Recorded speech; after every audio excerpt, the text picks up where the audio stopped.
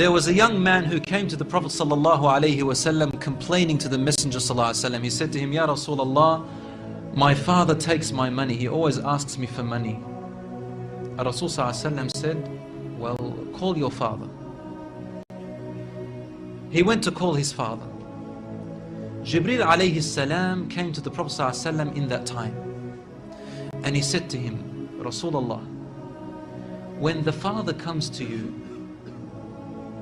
ask him, what were you saying in secret on your way here? Father was muttering something which his son couldn't hear. He said, ask him what he was saying. When the father approached the Rasul ﷺ, asked him, is it true what your son is saying? The father said, Ya Rasulullah, if he only knew what I'm using his money for anyway. I'm using it to look after his poor auntie. She is left without anybody. Where else am I putting it? Only in places where I have to. Using it towards his family. The Prophet ﷺ said, look, I want to ask you a question. Tell me about what you were saying in secret when you were coming towards me here. The father looked at the Prophet ﷺ and said, I made some verses of poetry. Rasul ﷺ said, please say them to me. And he said, oh son, I nourished you when you were a baby. And I looked after you in care as you grew up until you became an adolescent. You lived upon what I worked for and strived and sacrificed in my body and time and wealth, so that you may live healthy. Whenever a night passed you, when you were sick or ill or coughed, I was the first to be up, carrying you and looking upon you with my heart, afraid if an atom or a little breeze would harm you in any way. I could not sleep while seeing you sick until you slept, and then I slept.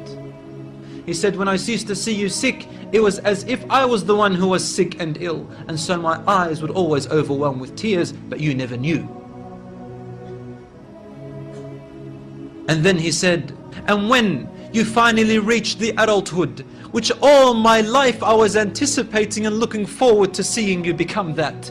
I mean, this is all he's doing, right? He's raising him, waiting for the day he's going to get married, the day when he will get his qualifications and finish, the day when he will get his skill, the day when he can stand on his feet, the day when he will rejoice, until you reach the day when I have all my life anticipated in my heart to see you reach and rejoice. You gave me a reward, and your reward was harshness and frowniness and mistreatment, as if I am the one who owes you and you owe me nothing. The way you treated me is like what a neighbor would treat his neighbor. I wish that you even gave me that. Al-Rasul ﷺ, he looked up at the father and the father looked at him, and the Prophet ﷺ's beard was soaked with tears. From his emotion, Al-Rasul ﷺ grabbed the boy from his chest. He shook him and said to him, you and everything you own belongs to your father. This hadith is narrated in Ibn Majah. Today we see children taking their own parents to court because they took their house or their property. Allahu Akbar.